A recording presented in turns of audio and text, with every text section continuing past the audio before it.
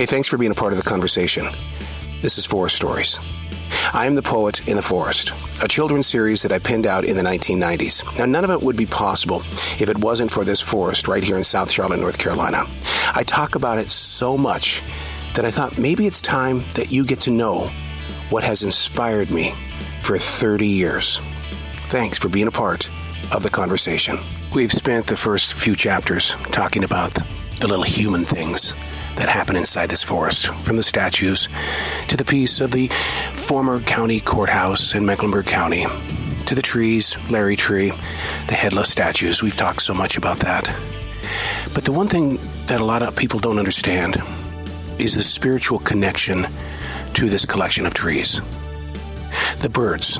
The birds are so important to the story. We'll talk about the hawks and the owls. And the reason why we'll talk about them is because they don't leave my side. They're there with me early in the morning. They're there with me late at night. Especially the fun-loving hawk, with the way that it loves to be 3 or 4 feet from me, just screeching away like it's preaching the word, telling me what the real story is behind the spirit of this forest. The 2 owls joined me out on the deck the night that we lost my Chinese-crested Sammy.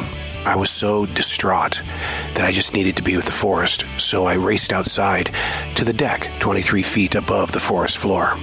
And right there, on one limb, there were 2 owls. And the owls looked at me. They didn't have to say anything.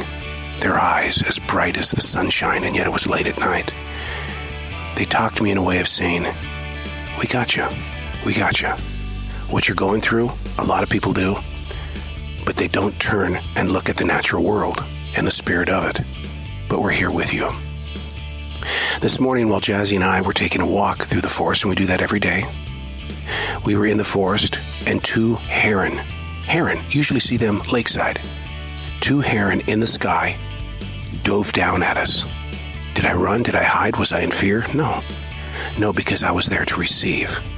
So I go back in and I study what these animals mean through animal speak and animal spirituality.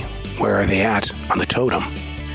And you learn about how important the heron is, how you are to take an opportunity and learn from it. You may not agree with the opportunity, but you learn from the opportunity. So these animals, these birds that fly in the sky high above this beautiful forest in South Charlotte, they're constantly sharing their word.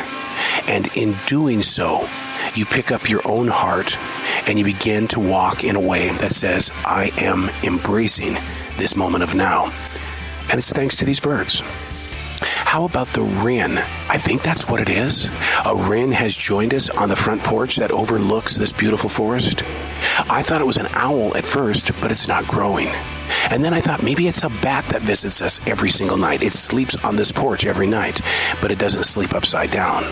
So the more and more I dug, the more and more I was educating myself thanks to this forest and the spirituality about it. It has to be a wren. Its personality is a wren. And what it means to the mind, body, and soul is a journey of being aware and being present in your place of now. The wren doesn't travel too far. It stays in areas where it knows it can help protect, and it will protect itself. The birds of this beautiful forest in South Charlotte, North Carolina. Hey, thanks for being a part of the conversation.